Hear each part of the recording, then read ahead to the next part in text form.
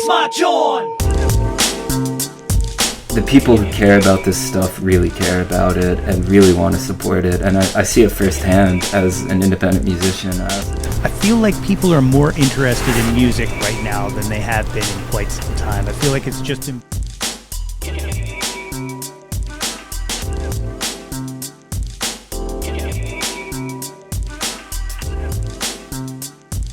Ladies and gentlemen, I am joined today by the great Sam Sodomsky. Sam, thank you for joining me on Yo, That's My Jawn.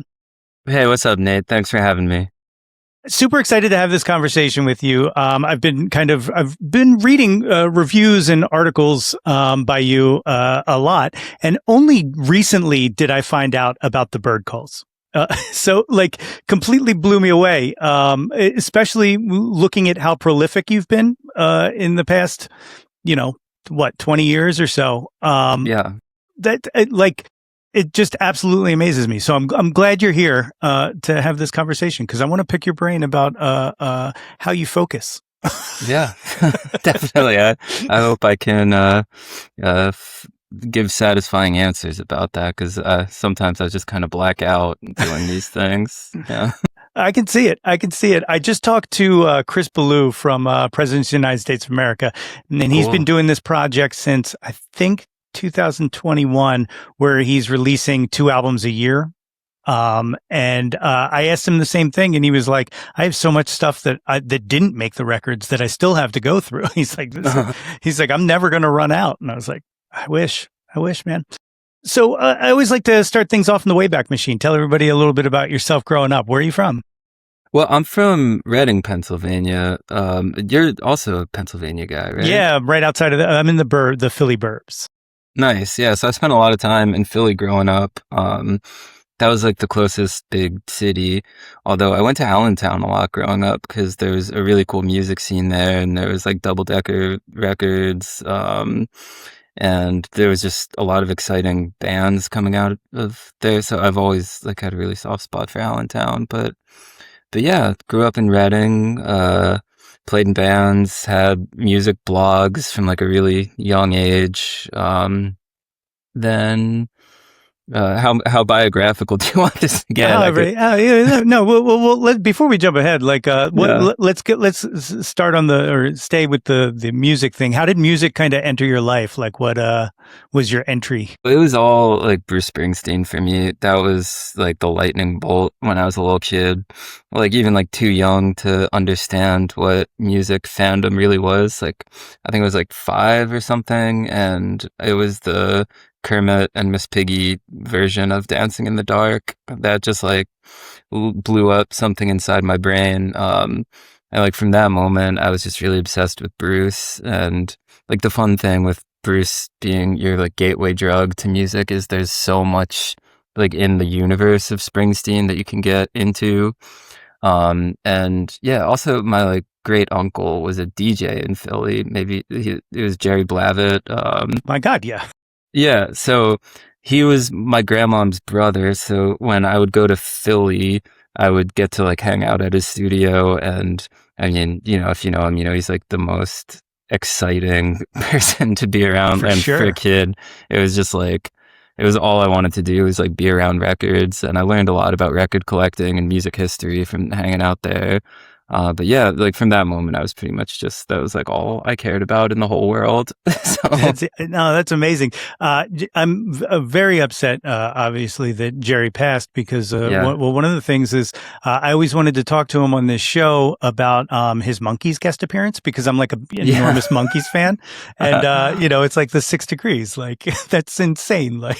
Yes. No, he had such a crazy life. There's so much stuff like that I was only finding out about after he died, and people were posting it, and I was just the stories could go on forever. There's just so many layers, so many chapters to it. Yeah. So what came first for you, wanting to kind of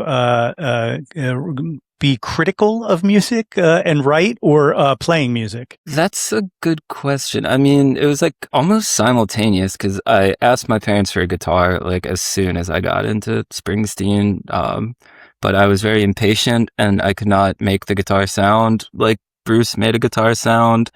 The other element was in a small town, I didn't have a lot of people to talk to about music. So like books about Bruce Springsteen became like my like closest companion. Like I was the kid in school who just had like stacks of library books on my desk all the time. So those I could imitate more easily than like the sound of the records. And I was definitely like writing fake Springsteen books during like free time, and I still like I have some of them in my parents' house still. Um, but like that evolved too, like because at once my music taste branched out a little bit. It was a pretty exciting time to be like a music fan on the internet. It was kind of like the blog era. So, and it was really easy to start one. So I had blogs from like the time I was like 13 or so, and I'd be like interviewing bands and stuff. So, and I like started playing in bands when I was a teenager, and I guess they just sort of evolved in tandem. But I definitely like, I always kind of wanted a career in writing, like as like from college on. I think that was what I pursued. I went to like grad school for it, like kind of actively trying to get better and like get published in bigger places. So yeah, it was kind of like two pursuits going at the same time, pretty much since I was a kid. Yeah, jumping around just a little because ADD. Music and music criticism and journalism in general.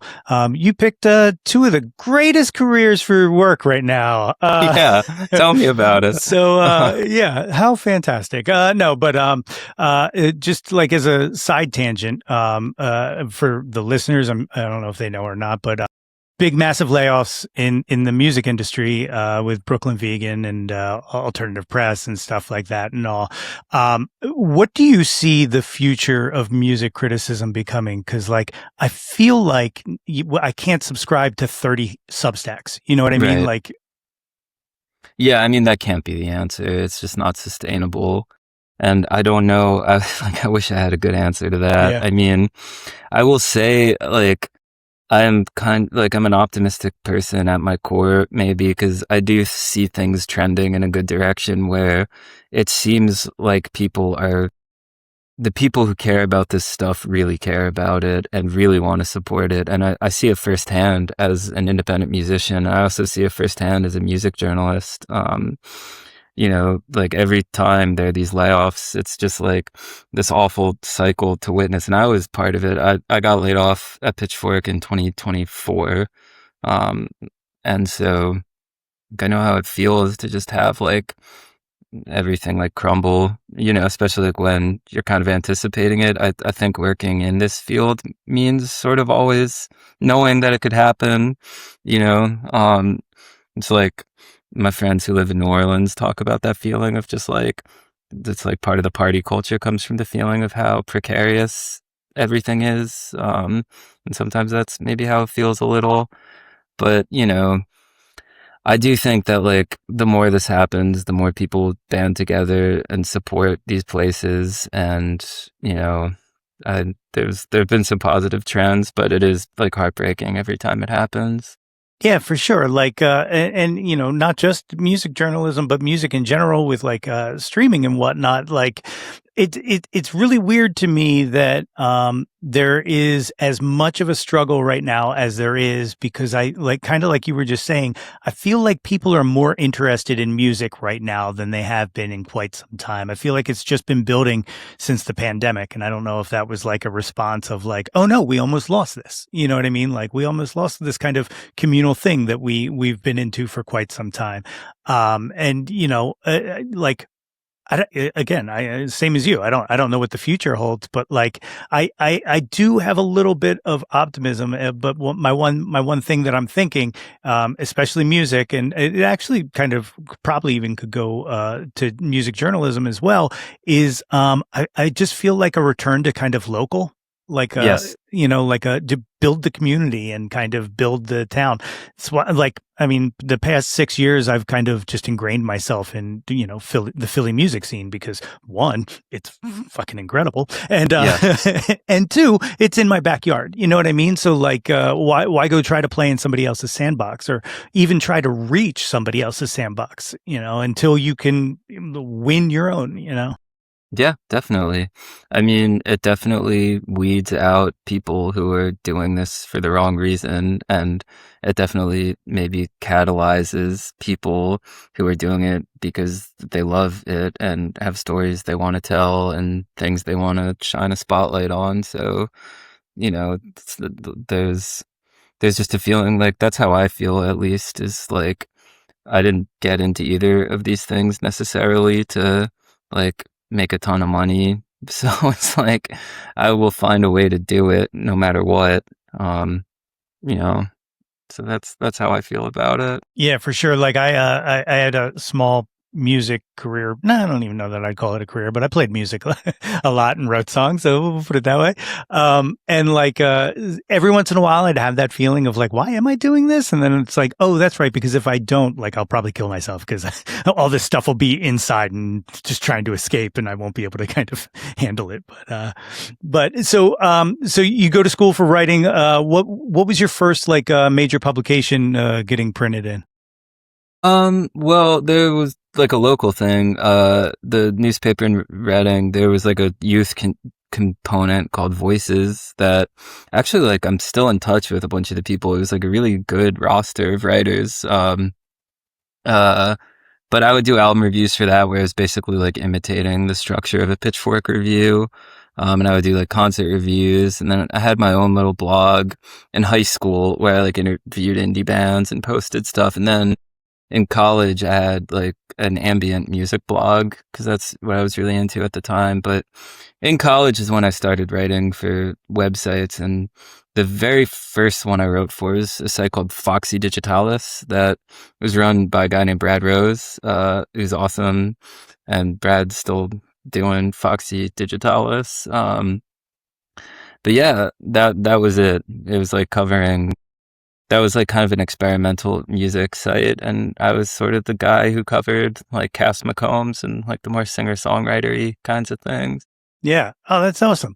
That time period, you kind of touched upon it earlier, like the blog era was like some of my favorite stuff for not just for like, the music criticism and articles and essays, but like find music discovery was Yeah, awesome back then because like I mean like even just being able to download like an MP3 of like one song from somebody I never heard of before, and then it comes up on the iPod shuffle and you're like, wait, what was that? Like yeah. I know it was the best. And I feel like maybe we're like headed toward a similar environment now, like where people are into that type of thing of like really niche discovery.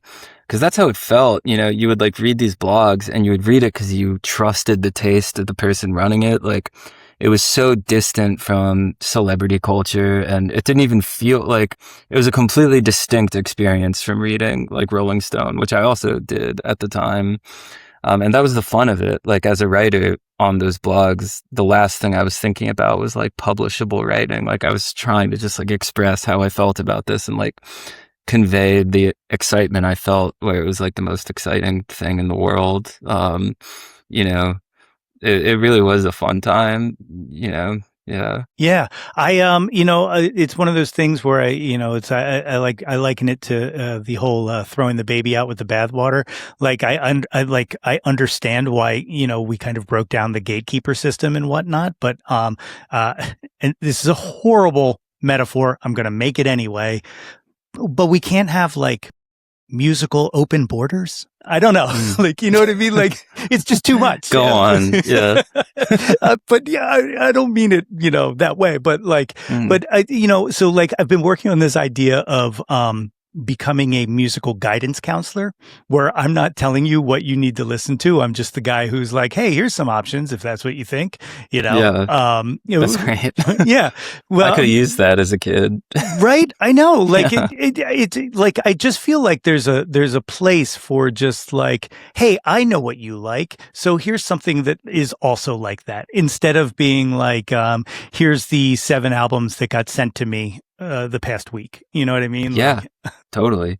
I mean, I do like now I'm seeing it from the other side a little, like putting a record out, but I'm so grateful for the blogs that exist still and like cover stuff just out of love of doing it. I mean, when like one of those like Rosie Overdrive is one of those places where it's just like so personal and so like out of the love for music discovery and sharing stuff. I know that it's like a finding like a real like diamond in the rough, like the way the internet is now. I mean, especially with like AI writing and stuff. oh, I it's don't know. brutal. Yeah. It's really brutal. The we on the music discovery tip, my Bruce Warren from WXPN and I used to have Yeah. a music discovery show called Too Old, Too New, where we would just bring 2 old songs and 2 new songs each week. And kind of break it down and stuff like that. And that was like so much fun because of how many people would like email me like, I've never even heard of this artist and this is amazing. Thank you for turning me on to this and stuff like that. Like that feeling is just genuinely like the best feeling in the world. It really is, and I've written a lot for Pitchfork. Like I've been there 10 years now, but and I've written about a lot of different artists, but I feel like the thing people, other than Bruce Springsteen, the thing people associate me the most with is this band, the Blue Nile, who's like from the 80s. But I wrote about Hats, like their second album in like 2018 as a Sunday review. And it was kind of the first thing I wrote for Pitchfork because I had mostly done like new releases where like people would be like, I never heard this album. And now it's like my favorite album. Like I still get emails about that review. And I did their other, like the album before it, I reviewed this year. And it's funny how like music criticism without an occasion that it's pegged to, like I was writing about it because I love this record and I was just trying to like explain the feeling I have when I listen to it. Like the way that connects with people is totally different than like the way like a new album review that like 6 other publications are posting on the same day. Like that's important too. Yeah. But I always love doing that type of writing because you have no choice but to like write from the heart, you know? Yeah. It's one of the things that Pitchfork's been doing that I kind of have really enjoyed recently is the whole revisiting and re-rating things. Yeah. I know you did the Fish Sicket disc, which is Oh, amazing. yeah. It's another thing people bring up a lot. I bet. Yeah. I bet. Yeah, because us nerds, we're there for it, you know. Yeah. But you kind of touched on something that. I also wanted to kind of ask here, which is like the idea of Pitchfork has somewhat evolved, but still has kind of that harsh, I guess, background to it, right? Yeah. But I am somebody, and this is like, I don't mean it from like a raucous perspective or anything like that, but I am someone who like doesn't shun elitism. Like I want the best and I want people to be at the best and tell me the best. You know what I mean? Like it's always the weird thing when someone's like, oh, they're elitist. And I'm like, okay, good. So they're the elite. Why are we not, why is that the problem? You know, I don't understand the negative connotations that people mean by it, but like, it's a weird concept to me. So like, how do you find your own voice kind of in that ecosystem? Yeah. I mean, I feel similarly. I think I'd never find like I don't think it's cute when people don't know what they're talking about. And, like that's like the actual definition of like being pretentious is like when you like pretend that you like have a certain authority but you don't, like it's made up.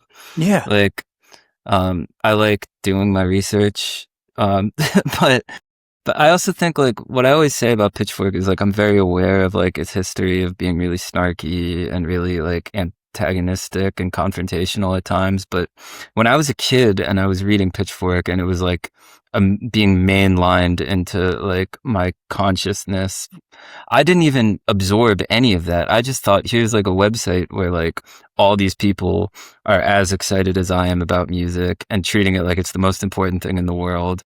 And they know stuff I don't know. So it's like, I think back, and it's not like I would be upset like when Magic by Bruce Springsteen got like a 6 point something, even though I loved it at the time. I would be more like, well, here's what someone who, like loves like, I don't know, like Animal Collective, who I also loved, but like who thinks that is like the pinnacle of what's being made right now, thinks about like, this Bruce Springsteen record in 2007. Like it was a perspective that I wanted. So, Yeah. so I try to write for that audience. Like I remember what it was like to be a kid who loved music and didn't have people in a community to talk to about it. And so I wanted to recreate that feeling on the internet. And to me, that's like one of the most like enduring purposes of music journalism. Like, I'm not saying it's just for kids. Increasingly, like the audience is people my age and older and stuff. Um, but I just think like that is like, I'm that way, like I need that. So I imagine there's other people who do as well. And so I try also not to take for granted my stature there, like that I've been there for a long time and that I'm like a senior editor at the publication, where it's like there's so much stuff I'd rather read someone else on than do it myself. Like I want to make sure my authority is coming from a place of actually knowing what I'm talking about and having an interesting perspective on it, and not just because I am in this position of writing about music. I think I try not to take that for granted. Yeah, definitely. It comes across as such. Like, what I've read of your writing, I've really enjoyed, and you mostly because, like, kind of like you were saying, like, your stuff. You don't. It is very um damning to read somebody who, like, you can tell, like, probably didn't even listen to what they're reviewing, you know what I mean? Like Yeah. like, which kind of is a great segue into what I wanted to ask, which is like how many times are you listening to something before you do a review? So like, for example, you just did the latest Phoebe Bridgers album, right? Yeah. Like what kind of time are you dedicating to that before being able to sit down and say, all right, I think I got an idea? It's sort of case by case. I mean, with the Phoebe record, I listened to it a lot because I really liked it. And it also, I thought, necessitated multiple listens. It was really long and the structure of it was really odd. And the lyrics were very, like, elliptical. Like, something that's interesting to me about that record is there's been a lot of writing about it, and almost every writer has a different interpretation of what the record is about and what the songs are describing. And I sensed that when I was listening, that where I was like, this is doing something that is asking for deep listening and deep thinking, and I think that's cool. Yeah. Like there's a part of my brain that lights up when I feel that in art. So that one I listened to a lot and I spent a lot of time with, and like, I like kind of had high standards for how I wanted to approach it, which I don't know if I totally met in my estimation, but I'm happy with what I wrote. But then there's other stuff where it's like, um, the review is, I'm trying to be, it's like my standard isn't like to be so definitive about it. Like another record I wrote about this year is Indigo Park by Bruce Hornsby, which is a record I love and I was surprised by and impressed by. And I feel like what I was trying to capture in the review was how surprising and impressive that record is, not necessarily like living inside the record and showing you around it, although maybe that was the effect the review conjured for some people.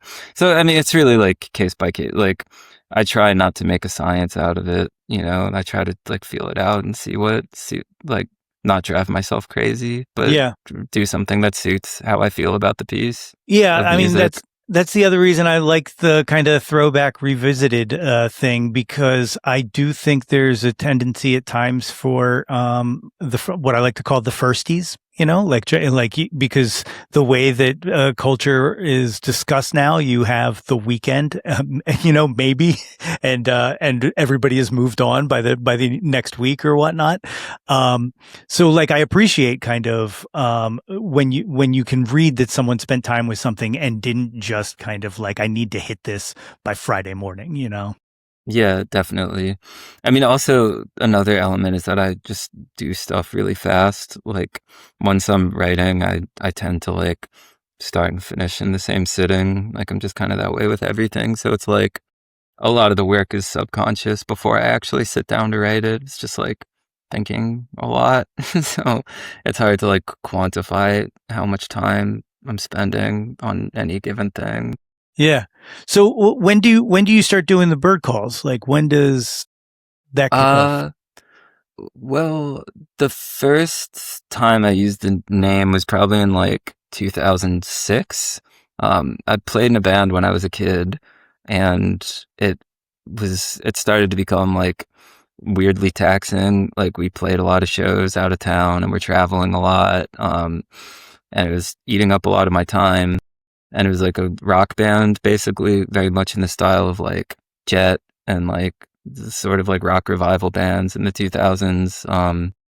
And around like the mid 2000s when I had like started my blog and stuff, I was getting into like more indie stuff. So at first, the Bird Calls was basically just like my place for making weird singer-songwriter music inspired by what I was listening to at the time. And also just like exploring like all the audio recording software that came preloaded on Mac computers back then. Yeah. Um, I had always like made music, and I was like just like addicted to the feeling of like like finishing stuff. Like I would just like write track lists and like design CDs and stuff like that, and just like like record 12 different weird songs I made up. But when I started like writing songs and singing and putting together albums of that the Bird Calls was the name I used, and it kind of just stuck all through high school. Um, College is kind of when I started like meeting other musicians and playing shows, and people took it seriously and would ask me to like join their bill in Syracuse, which is where I went to college. Um, but I actually like kind of only start counting stuff as being official around when I moved to like New York, and I think like figured out more what I wanted to say and met other musicians who were like a little more in the world I wanted to operate in. But there's been a lot of Bird Calls like albums There with like sure quotes has. around albums. Yeah. Yeah, the Bandcamp page is loaded. Yeah, and that's only some of it. I'm like always kind of taking stuff down and like pruning it a little bit. Yeah. Nice. Nice. So like, you obviously have done collaborations and stuff like that, but primarily doing stuff on your own. Do you just not like other people, or is it? I mean, yes. I mean, like, I definitely started it to just do stuff on my own and have like complete control over it, and just every weird idea I had to like filter through it. Um, but also, I think it took me like a really long time to find musicians that I felt like like uh on the same page as. Like I have a lot of musician friends, and I have had a lot of musician friends, but it kind of took until I met like the crew I'm friends with now, like with like Ruination Records, which is like the label I put stuff out on. Like people who had similar influences and similar ambitions, and some of them were even music writers who also had musical projects, like Winston Cook Wilson, who has a band called Office Culture that was really important to me. But even now, it's like I make records with just one person, and it's like the second consecutive record where we had an idea to like assemble a band and like bring people in, and we didn't do it because we just wanted to keep it between the two of us playing all the instruments. So it's like a work in progress. Yeah. Yeah. I've over the weekend been sitting a lot with Memory Trail. And Mm. and like first of all, it's a great album. Absolutely Thank great you. album. But I got to ask if somebody is an influence at all, because I got a lot of it from it in the best ways possible. Anything from Jay Bennett in there? Any influence of? Oh, he was in Wilco, right? He was, yeah, but he had like a Yeah. solo thing after they kicked him out of the band, and that's kind of what like hits for me. I don't know. I've never listened to his solo stuff, but I really should. Yeah, it's good. There's actually a documentary about him called "Where Are You, Jay Bennett?" And it's the perfect yang to the yin that is "I'm Going to Break Your Heart," the Wilco doc, because it's all kind of around the same time and whatnot. But it comes with I'm pretty sure the DVD release, or sorry, vinyl release comes with a DVD and a CD. Yeah. So like, there's some good stuff in there, but definitely some good stuff. Cool. I'll check it out. Yeah, I have to. It's a total blind spot for me is his solo work. Yeah, it's cool. And so like, it's not by inspiration, but like, that's kind of what I was getting from. But so, you're kind of releasing a lot, like we kind of discussed. What is that process like? Like once you finish an album, like how much are you living with it, I guess, tour wise or, anything like that before moving on to, okay, let me work on the next thing. Well, I don't really tour. Like this record is going to be the second one that I do like some shows out of town around, which is fun, but just like the having a full-time job makes it hard, and I don't really look into it that much, but it sounds fun to tour. So it kind of just lets me like constantly write and think of music ideas and stuff. Like I think I heard John Darnielle from the Mountain Goats say it once, where he's like, putting out an album every year isn't hard. Like writing 12 songs a year is just like a song a month. Like any songwriter should be able to do that. And Yeah. like I find that I kind of agree with that sentiment. I mean, it's different for everyone, but for me, like pretty much every year I've like had enough songs to like put a record out, and it's not like no one has like a gun to my head saying Yeah. like make a Bird Calls album. So I just sort of do it because I like it and it's fun, and I feel like I'm getting better every time. So it's exciting. But basically, there's like two different ways I make records. Where like one is like Melody Trail, where it's like a concerted burst of time where I'm just like writing a bunch of songs, and then all those songs become the record. And then there's ones like Take Leave, where I give myself like the whole year basically to write, and I throw songs away and I like go down weird tangents writing. And that was like what happened this time. So I'm like, I don't have a ton of ideas for the next record yet, just because that was such like a protracted period, but I've got like a couple new ones I'm excited about. But yeah, like the other thing with making a lot of records is like, I like them more the more I make, and I feel more satisfied with them. So there used to be a thing where I would make a record and it would feel like I like beat a level on a video game. And so I would want to keep writing and see where it goes. And this time I'm mostly like, Take Leave kind of still feels like what I have to say. Like they still feel like my new songs, kind of. That's awesome. Have you gone back and heard like a song and been like, oh, I forgot all about that one. Like All the time. yeah. Yeah. Yeah. That's great. And it's so funny, like, how I'll be proud of something that I was really self-conscious about, or that I thought was like really goofy or something. It's nice. I mean, but then there's other stuff I listen to and I'm like, what was I thinking? Yeah. But that's rarer these days. Yeah, going back and listening to songs or going back and rereading things that I've written and stuff like that, and going like, man, I used to be good. Why can't I do that now? But knowing that at that time I was doing the same exact thing, like, why can't I do that now? It's really funny, like how much is just like my own brain fucking trying to sabotage me. Yeah, I had this therapist who, a while ago, and I was talking about how I was really like dreading a piece I wrote being published. I was like there's so much I hate about it. And he was like, do you ever like read something you wrote and look for things you love in it versus things you hate? And I was like, no. like what am I, like a crazy person who does that? So, but maybe it's good advice. Yeah, that's great. You got 3 shows, I think I saw around the release of Take Leave, including one here in Philly on the 30th at Young American, which I only just found out existed through learning that you were playing there. And Nice. now I'm Yeah. like, now I want to go check this place out because it looks like they've got an awesome thing going on there. How did you put this kind of, 3-show thing together? I sort of left it to my friend Dan, who runs the label Ruination and also makes great music as Adeline Hotel. He's like a road warrior. He's always touring and playing shows.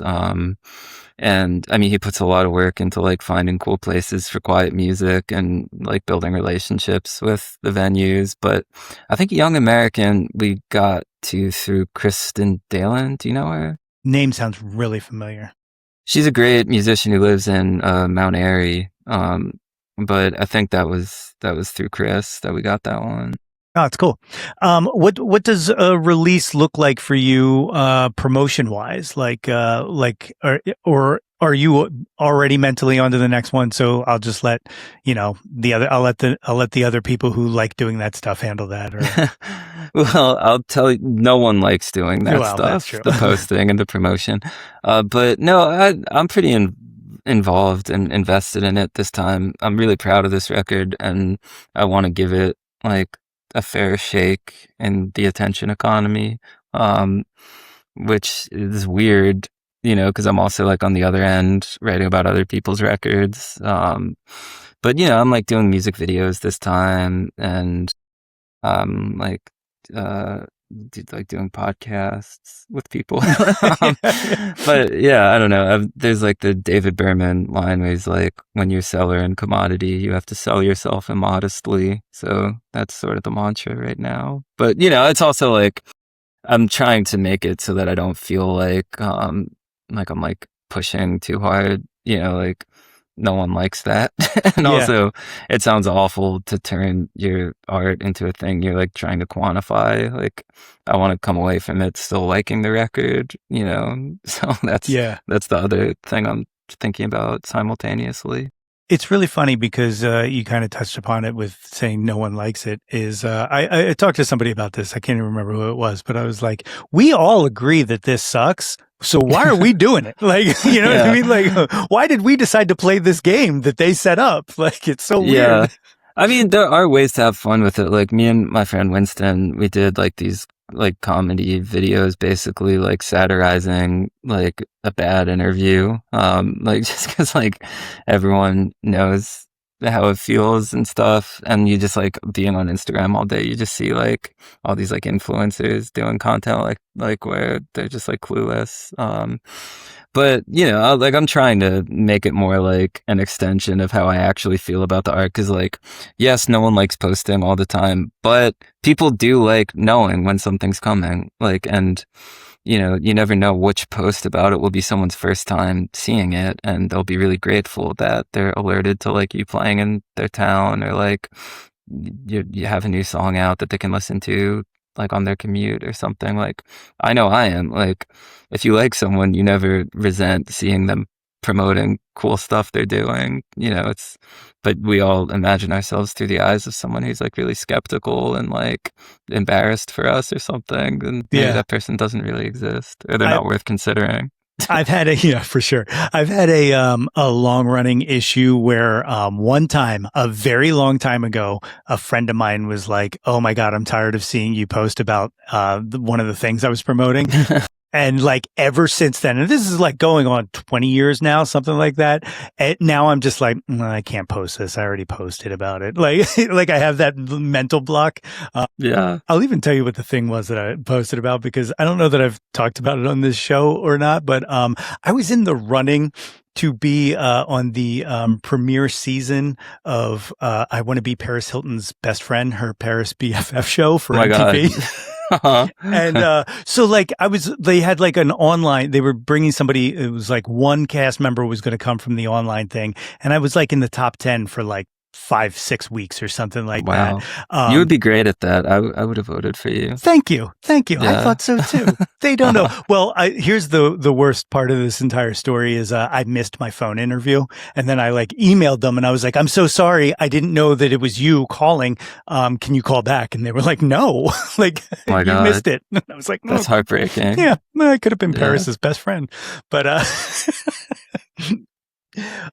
speaking of podcasts, though, Late Air is still going on, or? Yeah, we recorded an episode earlier this year that is intended to be the first episode of a new season. So keep your ears peeled because I really want to do more. It was so fun doing that podcast, and I feel like in the time since we stopped doing it, more people have told me they liked it than when it was actually on the air. So I compare us to like the like big star of podcasts or something like that, where like we did it and it felt like it was just like the three of us in a room, and then suddenly everyone's like telling me that they loved it. So I hope there's more soon. Yeah, totally. I love the concept. It's absolutely incredible. Any albums that you didn't touch on that you're hoping to get to at some point? Oh, so many. Like we really just scratched the surface. I feel like we could do a whole season that's just on albums from this year. Like the Madonna album was awesome. It really was, wasn't it? Yeah, we could talk about the Rolling Stones record. Like there's just so much, like the Paul McCartney record. Like Carly Simon just put out a record. Like there's so many late era albums by artists we haven't talked about. So I guess we did Paul McCartney, but he's due for another. Yeah. He keeps going, so he's just going to continue to give you late era McCartney.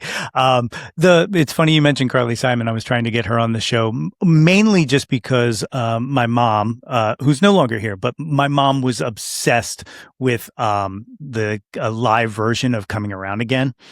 With the itsy bitsy spider at the end, and like would listen to it on repeat, and I just kind of, I don't know, like whenever something like that comes up, I always like want to indulge in it. Like my dad was a huge Preston and Steve fan, so like when I got Preston on this show, like literally it was all just so I could get to the end of the episode and tell him how important he was to my dad, like those kind of things.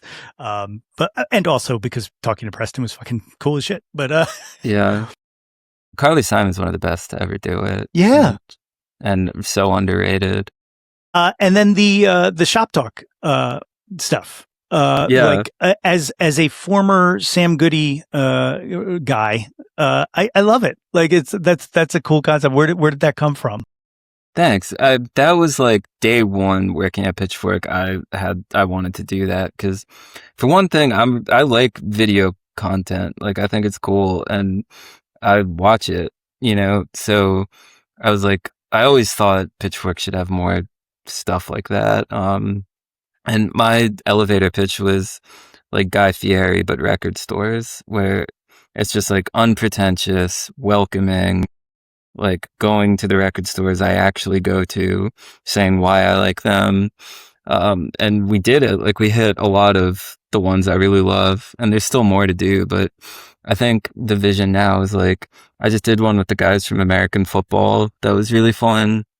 So I think we want to do more like that. That's like record shopping with cool musicians and bands and stuff. Which sounds fun to me. Yeah. I used to live in Ambler, and they have the Ambler Theater there. And they show like a lot of like old repertory, stuff on the weekends and whatnot. And I had this idea that I wanted to start a podcast where I would just invite a guest to come watch a movie with me, and then we would talk about it afterwards. That's awesome. And mostly like musicians and stuff like that. But I never got it off the ground because, I guess producing 3 podcasts is enough for one person at this time. It's also like a huge time crunch because that someone would have to like block off like however many hours to watch a movie, and then talk to about regroup.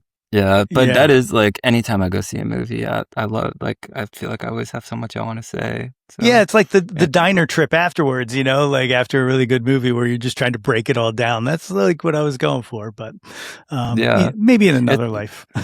Yeah, well, if you ever do it and you need a co-host, I'd be happy to. I will definitely keep that in mind. Um, so, Take Leave comes out on the 27th. Is that right? 28th. Yeah. 28th. Okay. I knew it was that weekend. And you've got those three shows going.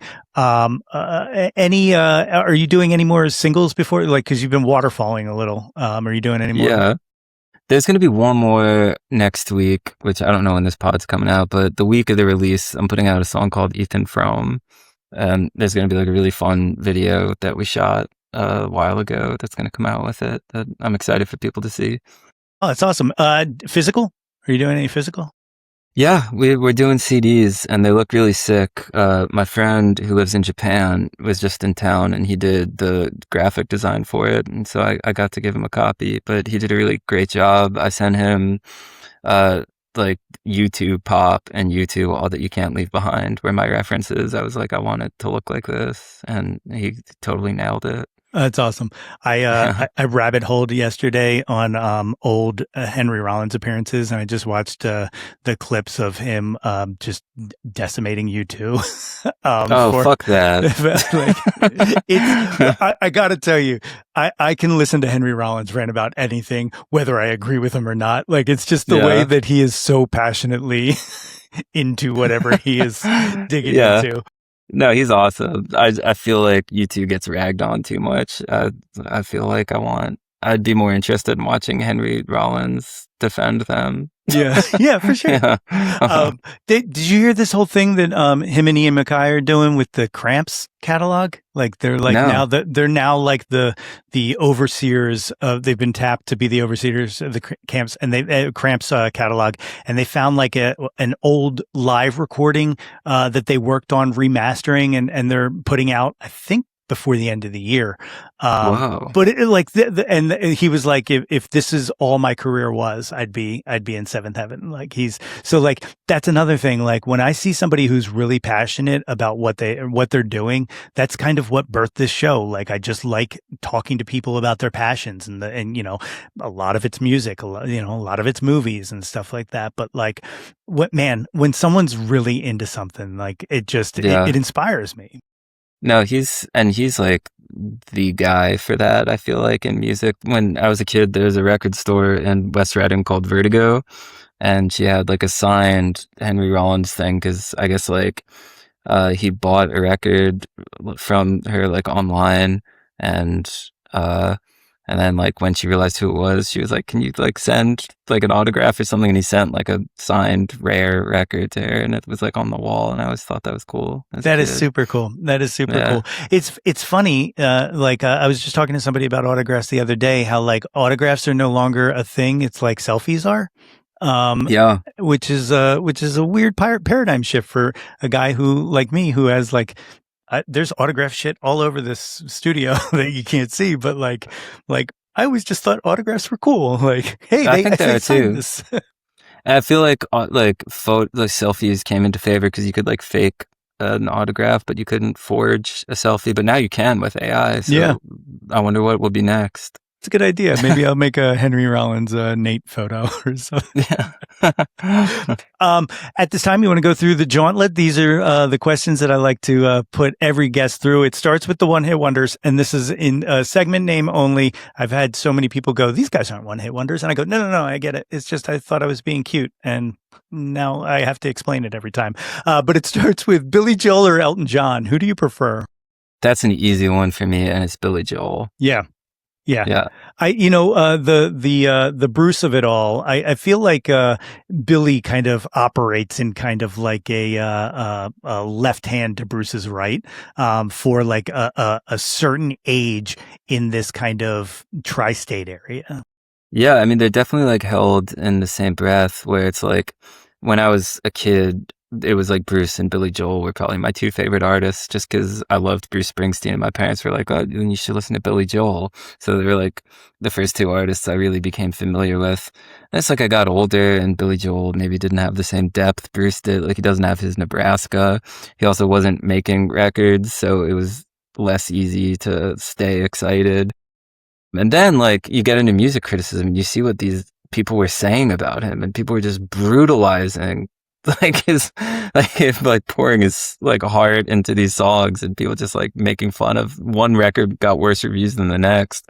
But then I like had like a bit of a later thing where I was like, you know what, I know like every Billy Joel record like the back of my hand, because I was just like listening to them so much at such a formative age, and I think a lot of them are like really good. And like a record like The Nylon Curtain is so weird, and so like it's almost like sophistopop at times, like the compositions and the production is so intricate.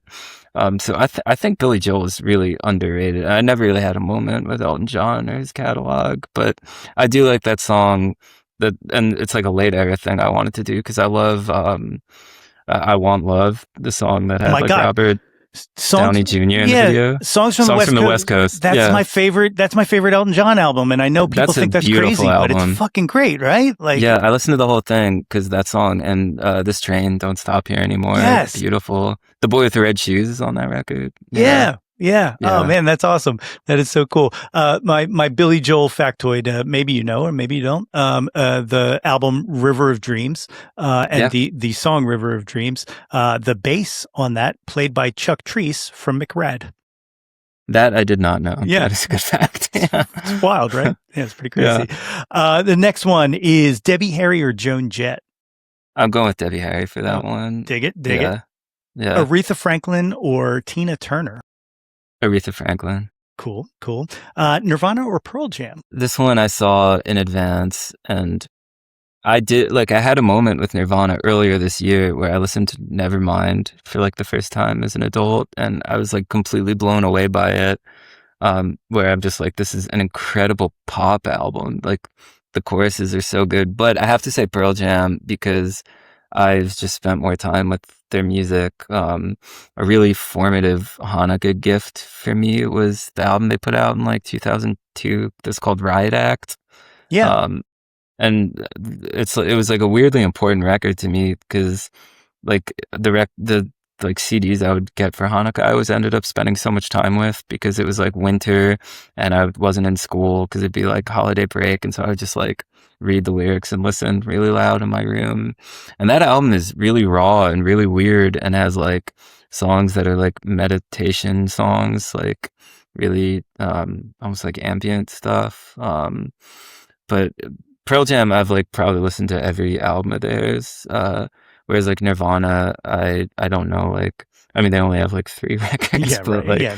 I haven't spent a ton of time with it. But I mean, Kurt Cobain's obviously like a generational songwriter, so I'm not saying this to disparage him. Yeah, for sure. Yeah. You know, it's funny you mentioned listening to Nevermind recently because I went back and listened to Bleach recently, and I'm just like, there's a fury in the rawness of that album that Yeah. I feel like I don't want to say they lost, it because it feels like a conscious effort to move from Yeah. it.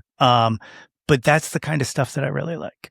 You know what I mean? Yeah. I mean, that's like the stuff they did that just like, I feel like every other band at the time was like, well, back to square one. Like these guys are like completely eating our lunch. But with Pearl Jam also, like, I think they resonated with me when I was like getting into music because they were sort of like the classic rock grunge band. Like, Yeah. like Nirvana was like kind of touching on punk and metal and the Melvins and stuff like that. But Pearl Jam was like making a record with, like Neil Young, and like, you know, I love that record, Mirror Ball. And so and you know, like citing Bruce as an influence. So I feel like personally Pearl Jam is probably just more my speed. Yeah. Dig it. The big cliche. Oh no, not yet. Janis Joplin or Stevie Nicks? Stevie Nicks. Yeah, same. Now the big cliche. Beatles or the Stones? Yeah, I've been thinking about this year because I actually just got like a really nice vinyl copy of Rubber Soul immediately before they announced the reissue. Like I had no idea that was coming. And I've been like pretty into Rubber Soul lately and just like listening to it as if for the first time. Like that's how like excited I am by it. But I listen to the Stones like all the time. I really love the Rolling Stones, and I think about them when I'm making records. And I have like opinions about the records from like the 80s and stuff, whereas I don't really for like the Beatles solo stuff. So I got to go with the Stones for that one. Good answer. I'm right there with you. Right there Yeah. with you. The last of the one-hit wonders, Bohemian Rhapsody or Stairway to Heaven? This is a tough one because like I don't love either song, and both were like formative for me. Like I think Queen's awesome, but and they were also like a big band when I was like first getting into music. I think I'm gonna go with Stairway to Heaven. Okay. Yeah, just because I probably have had more fun listening to Led Zeppelin in recent years than I have listening to Queen. And I sort of associate Bohemian Rhapsody with like karaoke and stuff, which is kind of loathsome to me. Whereas like Led Zeppelin, those records still kind of sound otherworldly to me. Even that song, um, I don't know, there's like, it still holds like some majesty for me, whereas like maybe Bohemian Rhapsody doesn't. Yeah, I get But it. it's been a while since I like put it on the hi-fi, so maybe I should. Yeah. Yeah. Always a good time to revisit. There's never a bad What's time. your? I get the sense Bohemian Rhapsody. Bohemian Rhapsody is my answer, Yeah. but there is no wrong answer to these. Like Yeah. it's like, oh, I like the awesome thing other than the other awesome thing. Like Totally. the back half of this is the one or the top 10 countdown. In this, of course, you probably know this, but we use Jawn to be anything you want. It doesn't have to be music. It starts with the first Jawn. What was the first thing you were obsessed with when you were a kid? Well, I mean, Bruce was like my first like enduring obsession, but before that, I was like testing out. Like I was like a lot of kids. I was really into dinosaurs. Like I was like obsessed with like all the different types, and then it was basketball teams. Like I knew like every team's mascot and logo and stuff.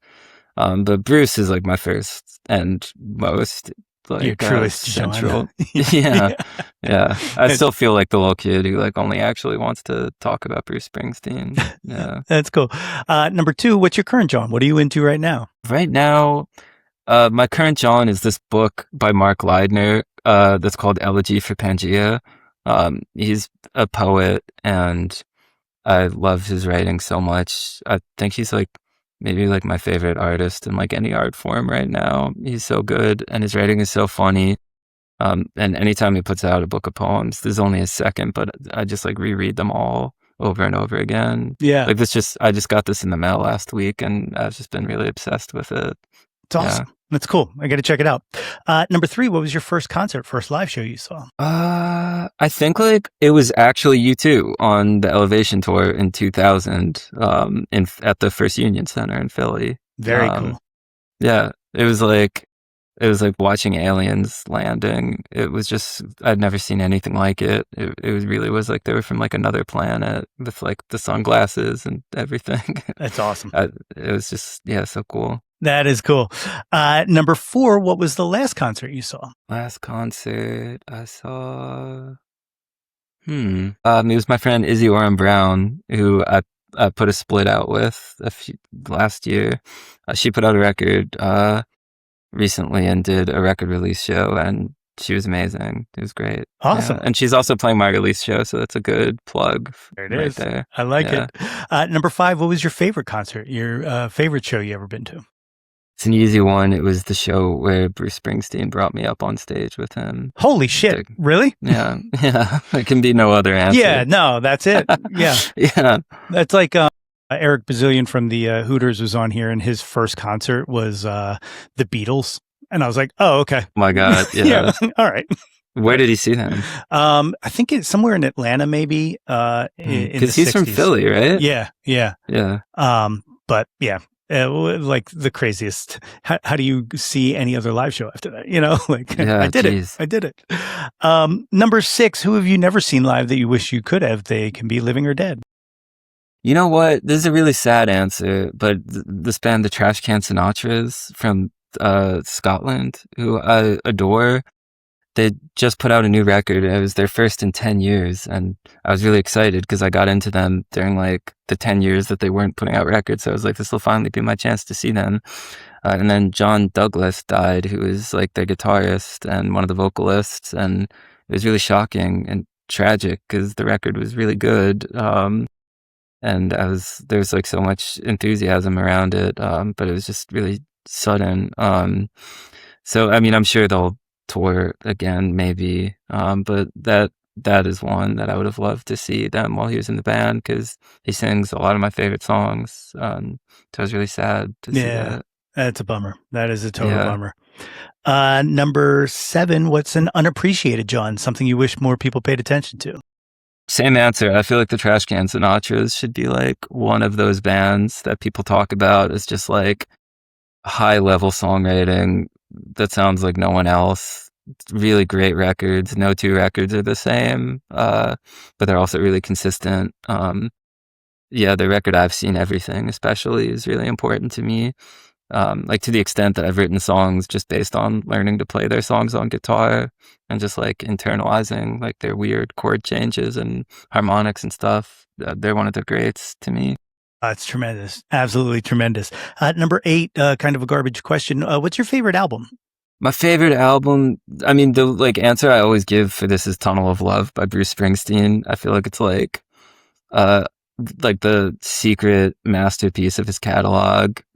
The fact that that's what he put out after Born in the USA, the level of like personal revelation he's willing to disclose to like his biggest audience yet. I love the sound of it. I love the cover, like all of it. It's hugely important to me. Great. No, it's incredible. Yeah. Number 9, name an artist whose output you'll consume anything they release. I think I know the answer. Yeah. I mean, obviously Bruce Springsteen, but another artist that's in that category for me, I'll leave it with Bruce Springsteen. Okay. Yeah. I dig it. I dig it. Yeah.